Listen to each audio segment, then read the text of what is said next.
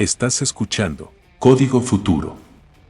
¿Cómo va? Soy Gastinovo y este es un nuevo episodio de Código Futuro y esta vez con un argentino astrofísico que trabaja en la NASA. Él es Diego Hanches, bienvenido. Hola, ¿qué tal? ¿Cómo están? Todo bien. Diego, ¿qué estudiaste como para llegar a la NASA y encima siendo argentino? Sí, bueno, por ahí la mejor pregunta es que no estudié. Bueno, en la Argentina yo estudié física, me recibí licenciado de físico en la UBA y ya hace algunos añitos atrás, y después me fui a Estados Unidos por toda una serie de eventos que ocurrieron participando en la primera misión espacial argentina cuando estaba allá, y salieron oportunidades para venirme a Estados Unidos y aquí estudié. Primero hice una maestría en astronomía, astrofísica, y después me terminé doctorando en ingeniería eléctrica. Ajá. ¿Y cómo, Así que, cómo decime, fue? perdón. Sí, ¿cómo fue ese trayecto para, o sea, una vez recibido, llegar a la NASA? ¿Qué fuiste con tu portafolio y te presentaste? ¿Cómo es? No, eso llevó más tiempo. Yo, digamos, con un poquito más de detalle, me recibí en la Argentina en el 93. En ese entonces, la Argentina estaba trabajando en la primera misión espacial, se llama SAC-B, Satélite de Aplicaciones Científicas. En ese grupo, la CONAE estaba recién creada, hacía muy poquito, la Comisión Nacional de Actividades Espaciales. Me enteré de este proyecto, yo tenía que hacer un proyecto para terminar mi licenciatura y me enganché con gente de este proyecto para poder hacer mi trabajo de licenciatura. Y a partir de ese proyecto, uno de los instrumentos que iba en esa satélite era de una universidad americana, de la Universidad de Penn State. Y ellos ofrecieron a un estudiante argentino la oportunidad de poder ir allá y trabajar en esa misión, y bueno, y con la condición de hacer un doctorado. Y así me fui. Pero después, bueno, estando ahí, terminé haciendo un doctorado en otra cosa, y empecé una carrera científica con una serie de postdoc. Viví un tiempo en en Suecia, en el norte de Suecia, después un tiempo en Puerto Rico. Y después empecé mi trabajo, digamos, científico, especializándome en el área en el cual ahora el área de la atmósfera que estudio ahora, y así, digamos, de a poco fui creando lo que creo es una reputación, un nombre en mi área. Y después de casi más de 10 años de haberme recibido, salió una oportunidad de aplicar una posición dentro de NASA, a la cual apliqué y me ofrecieron el trabajo. O sea que llevó un tiempo larguito llegar hasta acá. Bueno, y en tu adolescencia vos escribiste en una carta que te gustaría trabajar en la NASA y ese sueño fue realidad. ¿Cómo es la historia de esa carta? Hasta los 15 años iba a ser médico, como mi papá. En ese momento me fui de vacaciones con mi hermano mayor. En un momento fuimos a una librería él me introdujo a un libro que en ese momento acababa de salir, que se llamaba Cosmos, de un astrónomo muy conocido, Carl Sagan, que era el libro de una serie de televisión que justo iba a empezar en ese momento. Y lo empecé a hojear, me gustó, me interesó, y cuando volví de las vacaciones empecé a ver la serie, y la serie me fascinó, me volvió loco. Y no sé por qué se me ocurrió escribirle una carta y decirle que me había fascinado el libro y que me gustaría hacer una carrera en todo el área de la astronomía y del espacio. Y me contestó, que fue lo más. Y bueno, ¿Qué eso te como contestó? que ¿Qué te selló dijo? mi fe, digamos. Me dijo que, bueno, para empezar, la carta estaba escrita por la secretaria de Carl Sagan, que Ajá. era una mujer llamada Shirley Arden, que aparece en todos los agradecimientos de sus libros. O sea que sabía que la mujer no era una secretaria cualquiera de la Universidad de Cornell, era la secretaria de él. Y entonces, bueno, ella me decía que el profesor Sagan estaba muy contento, que me había gustado su libro, etcétera, etcétera. y que me recomendaba distintas áreas de investigación en la astronomía que necesitaban gente en el futuro. Y una de las cosas que me recomendó, que fue bastante interesante, es que no estudie astronomía, que estudie física o matemática primero, y que después me especialice en la astronomía. Y básicamente fue lo que hice. Nunca entendí ese consejo hasta que vine a Estados Unidos, porque la astronomía en Argentina tiene mucha más base de física y matemática que en Estados Unidos, por eso él me aconsejaba eso. Pero bueno, esa carta medio selló mi fe de decir, bueno, se acabó la medicina en mi vida y me voy a dedicar a esto. Así que, y más o menos seguí esos pasos. Estudié física y después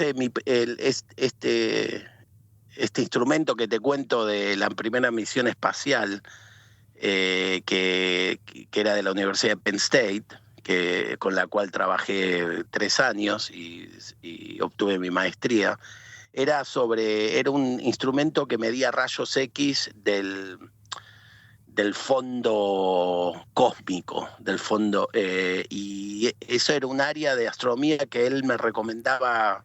Necesitaba gente. ¿Qué es el fondo Así cósmico? Que de alguna manera es mirar el cielo en general, no mirar un blanco en particular. Digamos, la radiación que llega, por ejemplo, vos tenés el cielo y tenés una estrella en particular que podés ver, o una nube específico, un blanco específico astronómico. Pero si ves el cielo en general, llega radiación, digamos, como ruidos, ¿no? Invisible. Eso es también, claro, y eso también es parte de investigar las características físicas, cosmológicas, etcétera, del universo. Entonces, fondo es como decir todo lo que es, digamos, el cielo sin apuntar a un blanco específico. No sé si se entiende. ¿Pero de qué serviría? ¿De qué sirve estudiar esos fenómenos? Bueno, eso es un área que hace mucho yo ya no soy parte, pero mi entendimiento del tema es que, o sea, el universo, si partimos de toda la teoría del Big Bang, que bueno, hay una explosión inicial, el universo empieza a expandirse y se empiezan a crear los distintos cuerpos celestes, pero todo ese fondo cósmico te da un poco la historia, es el remanente de ese momento inicial de la creación del universo. Entonces, estudiar todo ese fondo te da las pistas que necesitas para poder reconstruir digamos, la creación del universo, la creación de las distintas galaxias, la creación, etcétera, etcétera, de una manera muy básica, no lo estoy explicando. No, está bien. Pero por eso es que uno estudia, a veces uno estudia un blanco en particular, si te interesa, digamos, estudiar la astronomía estelar o galáctica, o etcétera, etcétera, pero también hay todo un área de estudio del fondo que es más el área de la cosmología, donde estudias todo este fondo para saber cómo se expande el universo, con qué rapidez, etcétera, etcétera. Y eso fue en un pasado que estuviste estudiando eso. ¿Y actualmente qué rol cumplís en la NASA? Yo, después de mi maestría en astronomía, como te dije, me doctoré en ingeniería eléctrica. Y en mi doctorado me especialicé en usar radares para estudiar partículas, meteoros que entran a la atmósfera, digamos, partículas muy chiquitas, granos de arena que entran a la atmósfera todo el tiempo y se vaporizan en la atmósfera y ocurren varias cosas con eso. Primero, hay todo un campo de estudio astronómico, de dónde vienen estas partículas. Y después hay todo un estudio atmosférico, que es qué efecto hacen estas partículas en la alta atmósfera, en la zona de la atmósfera, que es, digamos, la frontera entre la meteorología diaria, digamos, en la atmósfera, en donde te preocupás si va a llover o no va a llover, o donde van los aviones, donde hay turbulencias, donde, viste, la atmósfera de la vida diaria, y el espacio. Esa frontera, esa región se llama la mesósfera, que es una región que está entre más o menos los 60 kilómetros y los 100 kilómetros de altura. O sea, viene la troposfera, la estratosfera y después la mesósfera. Y después la mesósfera, así es. Y después de la mesósfera partís a la ionósfera, que es la región de la atmósfera donde ya no tenés partículas neutras, donde todo es son partículas cargadas, iones, electrones. Y ahí ya la atmósfera empieza a ser cada vez más tenue y bueno, y estás entrando ya en el espacio. Y bueno, esa región de la atmósfera es muy interesante, es muy poco, o sea, hasta hace unos años atrás era muy poco estudiada, y me fui especializando en eso, en varias cosas, en este flujo de partículas que entran a la atmósfera todos los días, en detectarlos, en estudiarlos, y también en la composición y la dinámica de esta capa atmosférica, que es bastante importante, cada vez más importante, sobre todo con el uso cada vez más frecuente del espacio, ¿no? En la vida humana. ¿Pero vos estudiás la trayectoria de estas partículas? Entre otras cosas, las detecto cuando entran a la atmósfera, estudio las trayectorias y las órbitas, también estudio la forma en que se evaporan, liberan material en la atmósfera y qué pasa con ese material, liberan átomos metálicos, átomos de sodio, potasio, o sea, y eso forman capas metálicas en la atmósfera que alteran la composición química de la atmósfera. Y no solo ocurre, lo interesante es que no solo ocurre en la Tierra, ocurre en todos los planetas que tienen atmósfera, así que eso me ayudó también a hacer una transición, y ahora también estudio los mismos efectos en Marte, en Venus, y me fui especializando también en algunas áreas de las ciencias planetarias. Al estudiar cómo afectan estas partículas en atmósferas de otros planetas, ¿en Sí. qué beneficiaría al ser humano? ¿En el sentido de poder vivir en otro planeta? ¿O cuál es el objetivo? Bueno, eso es una pregunta bastante amplia de contestar. Para empezar, siempre la ciencia tiene un nivel de curiosidad, ¿no? O sea, una cosa te va llevando a otra, y a veces no te preguntas mucho, bueno, ¿cómo esto me va a beneficiar hoy a mí o al ser humano? Por otro lado, así es la ciencia, ¿viste? Hay cosas que, por ejemplo, cuando Einstein descubrió, no me estoy comparando con Einstein, por favor, que quede claro, ¿no? Pero cuando Einstein descubrió la teoría de relatividad, por ahí en ese momento no había gran aplicación a eso, y hoy es increíblemente aplicada. Eso por un lado, la ciencia tiene ese nivel de curiosidad que algunas veces uno solo va siguiendo pistas sin preguntarse, bueno, ¿cómo sirve o no sirve? Si no sirve, lo dejo y sigo con otra cosa, ¿no? Por otro lado, siempre es bueno estudiar otros planetas, siempre ayuda a entender el origen del sistema solar, como el origen de la Tierra, y comparar efectos en distintas atmósferas planetarias, por decirlo de alguna manera, ayuda a entender mejor nuestra propia atmósfera, y eso ya empieza a tener una aplicación más inmediata. ¿Y algo de lo que hayas estudiado que te haya sorprendido? Qué buena pregunta. ¿O algo que Tendría que se haya pensarlo. descubierto? ¿Algo reciente? Bueno, por ejemplo, ahora estamos estudiando si estas partículas pueden ser, porque también estas partículas afectan planetas que no tienen atmósferas, como por ejemplo, o cuerpos que no tienen atmósfera, como por ejemplo la Luna o Mercurio, ¿no? Que también es un área de estudio que nosotros hacemos.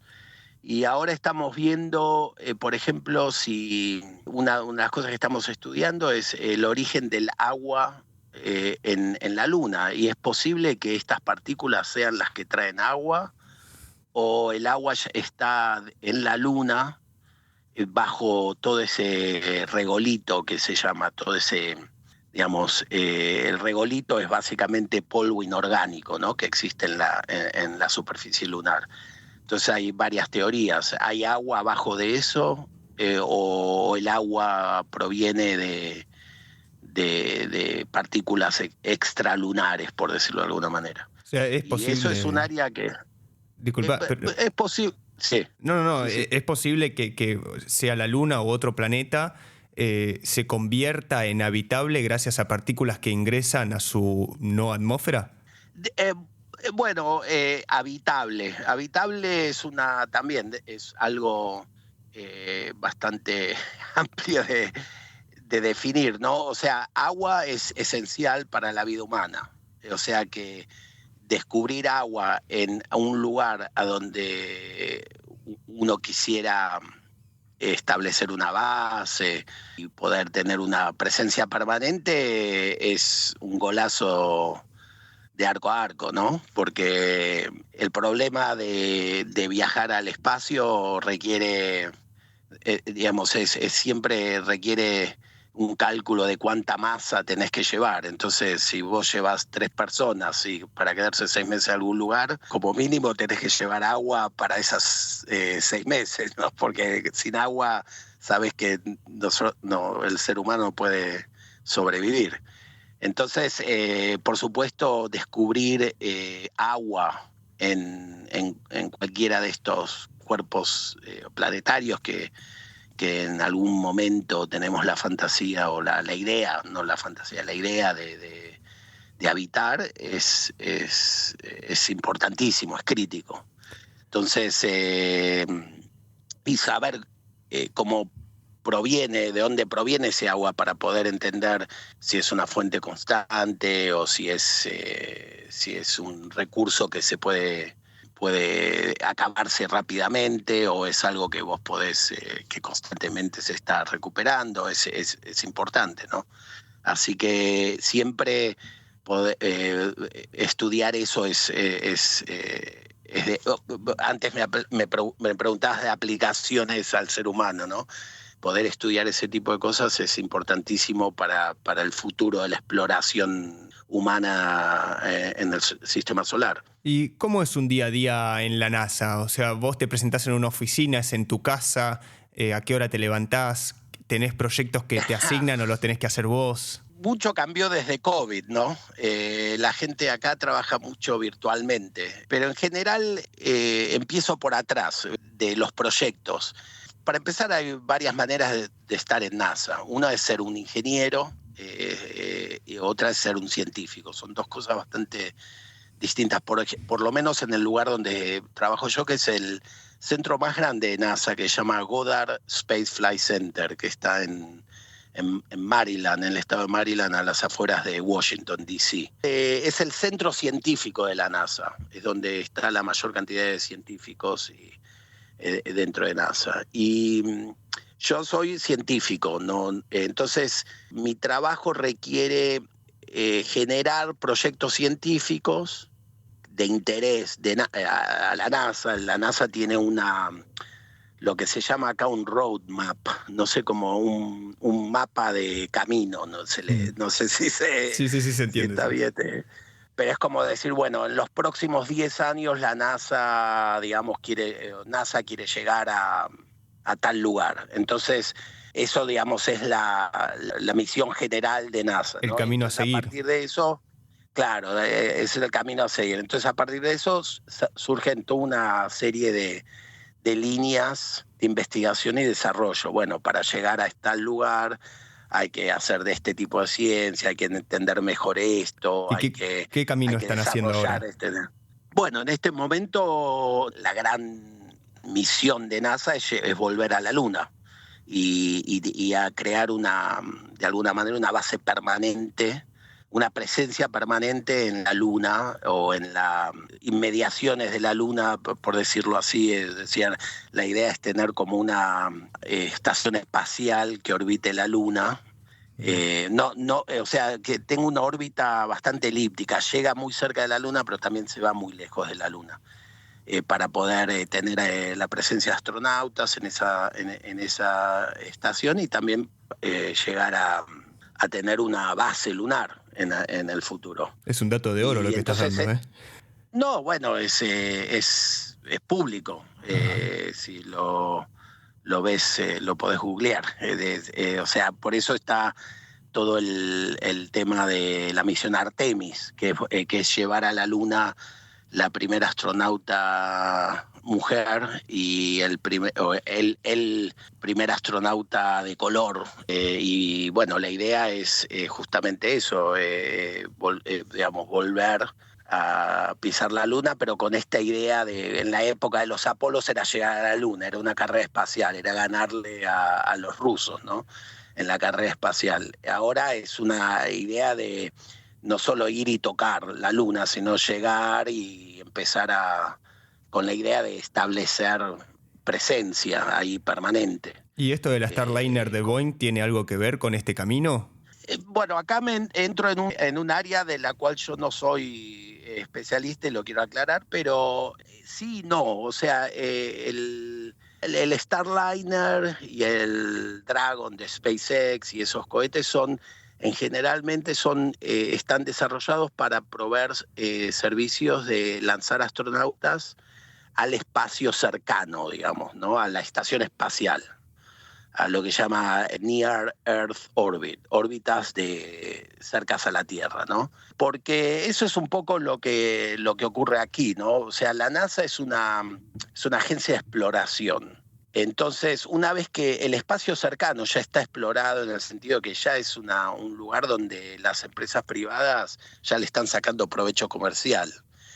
Entonces NASA está como un poco, bueno, ya está, acá ya hicimos todo, digamos, ahora nosotros vamos a explorar más allá y la parte cercana puede ser, digamos, ahora que hay una salida comercial, las empresas privadas empiezan a tener interés. Entonces ese interés es lanzar satélites y una de las cosas que NASA necesitaba desde el momento en que dejó de volar el Shuttle, el transbordador espacial, no sé si te acordás, una vez que la NASA terminó ese programa, quedó sin la posibilidad de lanzar astronautas al espacio. Entonces, durante muchos años, los astronautas eran lanzados por los rusos a la estación espacial. Entonces NASA o Estados Unidos le pagaba a Rusia por astronauta y van en la Soyuz. Y bueno, en todo ese periodo NASA invirtió en desarrollar compañías americanas que puedan proveer ese servicio. Y eso es el Starliner y el Dragon de SpaceX. Ahora bien, SpaceX está más adelante, que es el que acaban de testear este cohete, que ahora no me acuerdo el nombre, perdón, que es para así empezar a poder mandar astronautas más allá de estas órbitas cercanas, a la Luna y más allá, ¿viste? Como decía Buzz Lightyear. Buzz Lightyear. Hacia el infinito y más allá, bueno, es la frase. Hacia el infinito y más allá, ahí está, sí. Y bueno, eso sería, digamos, la evolución digamos, de los lanzadores. Pero para ir hacia el infinito y más allá se necesita un oxígeno constante, tener mucha comida, agua. ¿Cómo se resuelven esos parámetros? Bueno, esas son las grandes cuestiones, ¿viste? Hoy en día, me acuerdo hace varios años atrás, estaba charlando con un chico en Argentina, creo que estaba en primero o segundo año de la secundaria, estábamos hablando del espacio, y entonces él me decía, no, porque Elon Musk nos va a llevar a Marte, ¿no? Y está esta idea popular de que Marte está a la vuelta de la esquina, ¿no? De que en cualquier momento estamos todos veraneando en Marte. Pero como decís vos, hay muchas cosas, muchos desafíos tecnológicos que no sabemos cómo resolver. O sea, una cosa es ir a la Luna, que lleva más o menos 3 días de ida, 3 días de vuelta, y que uno podría pensar en, si vos tenés gente viviendo en la Luna, bueno, mandar recursos, mandar cohetes constantes con agua, con comida, con lo que fuere, digamos, es factible, ¿no? Caro, pero factible. Pero bueno, ir más allá de la Luna presenta desafíos bastante complicados de resolver. Diego, Porque, como decís vos, de simplemente llevar agua para 6, 7, un año, 2 años, ¿cómo haces? volviendo a tu trabajo, uno de tus objetivos es prevenir, ¿no? Catástrofes, digamos, porque están estas partículas y para lanzar este tipo de aeronaves vos tenés que hacer cierto trabajo en eso, ¿no? Como diciendo, bueno, puede pasar por acá este granito de arena. ¿Es así tu trabajo? Tiene esa componente. Nosotros, yo hace muchos años tengo instrumentos en Tierra del Fuego, midiendo estas partículas, las órbitas de estas partículas. Y esos datos nosotros se los damos a una oficina en NASA que se llama la Oficina del Ambiente Meteórico, en Meteor Environment Office. Y ellos usan estos datos para poder calcular las probabilidades de colisión con satélites, o con satélites, la estación espacial, todo lo que esté orbitando en las órbitas cercanas a la Tierra y no tan cercanas. Hay dos problemas importantes en este área. Uno es los meteoros naturales, ¿no? Que es más o menos lo que estudio yo.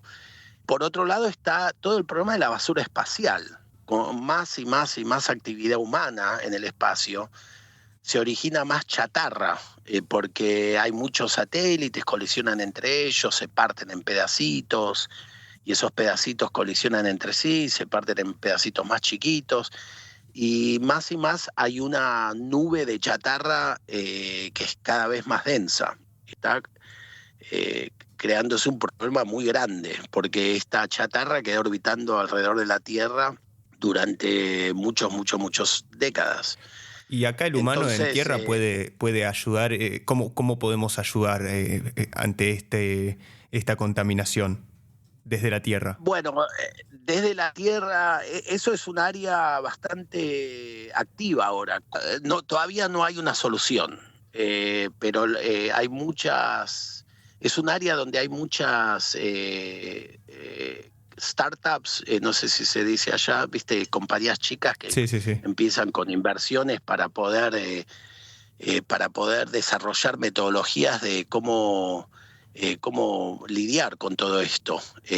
Hay una empresa, por ejemplo, que se llama Leo Labs, que lo que hace es monitorear esa chatarra y calcular si presenta peligros a distintos satélites que uno pueda tener. Entonces, por ejemplo, si ellos te proveen el servicio y vos tenés un satélite de en 10 días puede ser que esta nube de chatarra le pegue a tu satélite y las probabilidades son tanto. Eso ya hay bastante actividad en el campo privado. Y una de las áreas que gente buscando inversiones y desarrollando ideas y compañías es justamente cómo hacer, cuál es la tecnología que necesitamos para poder disminuir esa chatarra, pero no hay algo bastante concreto. En este momento lo único que se puede hacer es monitorearlo y decir, bueno, mirá, si andás por acá, mañana, de hecho yo, una de mis actividades acá en NASA es, estoy a cargo de la producción científica de un satélite, por decirlo así, de monitorear. Hay un satélite que se llama Time, que es un satélite científico, hay todo un equipo científico que usa los datos. ¿Time de tiempo? Soy, digamos, como Time, sí, es Time como de tiempo, pero bueno, significa Thermosphere, Ionosphere, Mesosphere, Energetics and Dynamics. Ese es el acrónimo, la sigla. Y Time. Y bueno, y yo estoy encargado en todo lo que es la administración de ese satélite, ¿no? Y hace unos meses tuvimos una posible colisión y llegó a estar a solo, creo que de 7 a 10 metros de un satélite ruso que estaba ya sin funcionar, y pasaron a 10 metros de distancia. En una órbita a 400 kilómetros de altura, ¿te imaginas? No, Imaginarás al que lado. sí, estuvimos hasta último momento. ¿Y eso porque ustedes decidieron desviarlo de alguna manera o cómo esquivaron? No, porque no lo esquivamos, simplemente tuvimos suerte y no No chocó, chocó. porque muchos de estos satélites no tienen sistemas de propulsión en la cual vos podés desviar la órbita o cambiar la órbita. Muchos de estos satélites científicos en general los pones en órbita y van a estar en esa órbita y no hay forma de cambiarlo. O sea que no Hay solamente otros que sí. no solamente hay residuo espacial, sino que hay satélites directamente que ya dejan de funcionar y quedan ahí. No es que los Y traen de quedan vuelta. ahí, exactamente, claro, quedan ahí. No hay, porque nunca hubo digamos, no hay un control, no hay nadie que, por ejemplo, vos, aviones, ¿no? Hay agencias que coordinan y autorizan o no a que un avión, o sea, a que el camino que sigue un avión sea el cual tiene que seguir, si se desvía, lo van siguiendo de los distintos aeropuertos, La de los torre de distintos control. puntos de traqueo. Claro, hay un control. En el espacio, en principio, no hay un control. Cualquiera que pueda lanzar un satélite lo lanza. Hay una cierta coordinación entre distintos países, distintas agencias, en donde uno dice, bueno, voy a poner un satélite en esta órbita, no lo pongas vos, ¿no? Pero también hay espacio es internacional, no hay espacio aéreo, digamos, el concepto de espacio aéreo en el espacio, ¿no? Más arriba de los 200 kilómetros no hay soberanía, digamos, ¿no?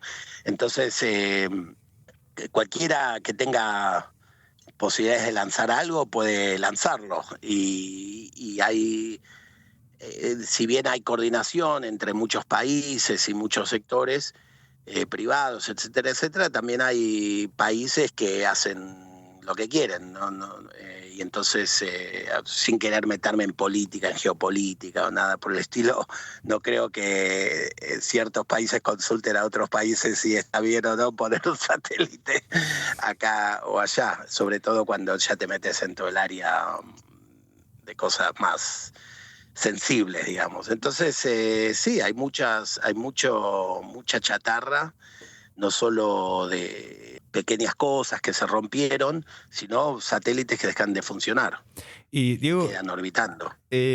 La NASA, sea en tu trabajo o en algún caso que lo hayan implementado y te haya sorprendido, ¿de qué manera utiliza la inteligencia artificial? Mira, la inteligencia artificial es algo que no quiero decir recién ahora, siempre hay grupos que aisladamente tratan de usar nuevas tecnologías, pero en este momento NASA está, por decirlo de alguna manera, incentivando el uso de la inteligencia artificial. Entonces, cada vez más ves programas. Esto un poco va a una pregunta que me hiciste antes que no terminé de responder. Como científico, yo busco proyectos y al decir busco proyectos, busco financiación. Acá, como un científico, trabaja un poco como tener tu propia empresa, ¿no? Yo tengo ideas y para desarrollar esas ideas tengo que escribir una propuesta y pedir plata. Y con esa plata puedo financiar investigadores en mi grupo, puedo instrumentos de medición, misiones. Bueno, esas propuestas son respuestas a programas que NASA dice, bueno, acá mandamos una oportunidad para propuestas que estudien tal y cual cosa. Cada vez más hay llamados a propuestas que usen inteligencia artificial. Yo personalmente todavía no estoy muy metido en el tema, pero cada vez más hay un incentivo de la agencia para poder buscar aplicaciones en inteligencia artificial. Yo te digo, a veces pienso que estas cosas ya pasaron, ya soy de la generación pasada, así que estoy esperando que la gente joven que trabaja conmigo me dé ideas de cómo usar la inteligencia artificial. ¿Y crees Por el que momento, esa gente joven debería tener un cambio en su sistema educativo actualmente? ¿qué pregunta? O sea, un cambio educativo en el sentido de que se use más inteligencia artificial Del, para educar. del secundario, ellos cómo deberían formarse. ¿Crees que se están formando bien esta gente joven que está llegando ahora? Mira, es una pregunta que es difícil contestar porque yo no soy educador, entonces me cuesta por ahí hablar de política educativa. Lo que te puedo decir es lo siguiente. Primero, políticas educativas son políticas a largo plazo y desafortunadamente hoy en día políticas a largo plazo no son populares, ¿no? Porque uno quiere siempre buscar, digamos, el resultado rápido, ¿no? Porque las elecciones, digamos, son cada 4 años. Eso por un lado. Por otro lado, cuando yo llegué a Estados Unidos, yo había hecho toda una educación, por decirlo de alguna manera, lápiz y papel, ¿no? En física había estudiado todo lo que es análisis matemático, todas las cosas y derivaciones, todo a mano, ¿no? Con un papel y un lápiz. Y había llegado a Estados Unidos donde ya la gente los estudiantes con los cuales yo me relacionaba, ya hacían cosas todo por computadora, ¿no? Ya tenían programas que hacían por decirlo de alguna manera, las derivadas, las integrales. Las cosas que yo hacía a mano, acá ya te usabas un programa que te hacía todo. Y yo ahí había empezado a notar que había una falencia en los estudiantes con los que yo me relacionaba. Como que era casi como decir, yo había aprendido a leer y a escribir, ¿viste? A mano, y acá la gente ya no escribía, ¿viste? Ya dictaba una computadora. No, por decirlo, no sé, estoy tratando Estaban de adelantados. buscar una sí. Y a mí me pareció como que mi base educativa en ese sentido, en el sentido de las matemáticas, la física, yo era mucho más fuerte. De hecho, varios profesores durante mis clases estaban sorprendidos de que podía resolver ciertas cosas que algunos alumnos que habían hecho los primeros años de universitarios en Estados Unidos no lograban hacer. Por otro lado, la gente con la que yo me contactaba había estado en laboratorios de primera clase, había hecho las materias básicas en laboratorios con instrumentos de última generación, mientras que yo en la facultad en la UBA todavía hacía experimentos de hace 30 años. Entonces, es un poco un equilibrio que tenés que buscar. Viste, uno suele abandonar todo lo tradicional por lo nuevo, porque lo nuevo es más revolucionario, pero lo tradicional tiene mucho valor también. Entonces hay que tener un poco de cuidado como uno introduce estas nuevas tecnologías en la parte educativa, porque yo creo que hay mucho valor en ciertas cosas tradicionales. No, estoy siendo un poco evasivo intencionalmente, está bien.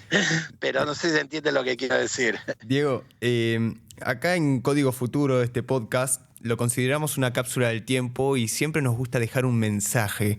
Pero en este caso me gustaría que dejes un mensaje junto con consejos para chicos que quieran llegar a la NASA. Bueno, mira, eso es un mensaje que yo siempre trato de decirlo porque pocos fueron los valores que traté de seguir. Para empezar, hay que estudiar. No queda otra. Hay que ponerse un objetivo, hay que trazarse un camino con pequeños objetivos para llegar al objetivo grande. Y bueno, ir trabajando fuertemente para ir cumpliendo cada uno de esos objetivos y estudiar. Digamos, si uno quiere hacer una carrera científica, ¿viste? Es crítico, es crucial. La otra cosa que yo siempre aconsejo es animarse a soñar. Yo llegué a NASA por un sueño de nene, de chico. A los 15 años soñaba con el espacio en los 80, y eso era una ciencia ficción en Argentina en ese momento. Podría haber escuchado a todo el mundo y decirse, esto es, mejor sigo medicina, o estudio medicina, o estudio abogacía, lo cual son carreras admirables, pero me aferré a ese sueño y no dejé de soñarlo. Y trabajé para lograrlo. Entonces, mi mensaje es siempre creer en tu sueño y darle para adelante, cualquiera que fuera, ¿no? Ese es el mensaje que me gusta siempre dejar. Diego Hanches, esto es Código Futuro. Muchas gracias. No, muchas gracias a ustedes, un placer.